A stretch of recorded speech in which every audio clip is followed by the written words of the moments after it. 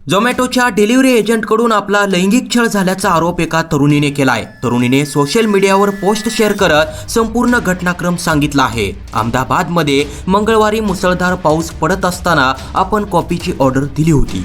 यावेळी ही घटना घडली अशी माहिती तरुणीने दिली आहे। तिने काय म्हटलंय पहा। डिलिव्हरी एजंट वारंवार उशीर झाल्याबद्दल माफी मागत होता। त्यावेळी तो सतत हसत होता, ज्यामुळे मला थोडं विचित्र वाटत होतं, पण मी ह्याकडे दुर्लक्ष केलं।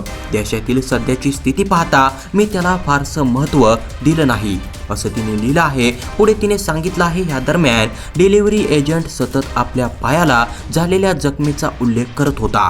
यावेळी तो पायाकडे हातही दाखवत होता।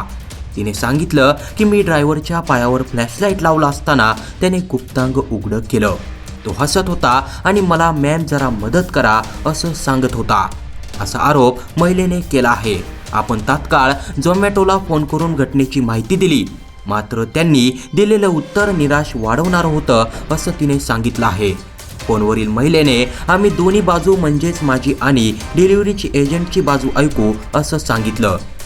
रात्री 1 वाजता झोमॅटोच्या कस्टमर केअरला फोन करण्याचे कष्ट कोण घेईल?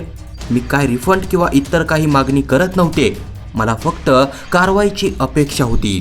पण एक महिला असल्याने पुढील नोटीस येईपर्यंत वाट पाहत सांगणं घृणास्पद आणि अवैध आहे। या घटनेमुळे आपल्याला प्रचंड मानसिक त्रास झाल्याचं तिने सांगितलं आहे। तसंच अनेक महिलांना हा अनुभव येत असावा, पण ते बोलत नसतील असंही तिने म्हटलं आहे। दरम्यान काही वेळाने तिने झोमॅटोने संपर्क साधत योग्य पावलं उचलली जातील असं आश्वासन दिल्याची माहिती दिली, पण तरीही आपल्याला असुरक्षित वाटत असल्याचं तिने सांगितलं। तिने सांगितलं की डिलिव्हरी एजंटला काढून टाकण्यात आला असून त्याचा परवाना रद्द करण्यात आला आहे।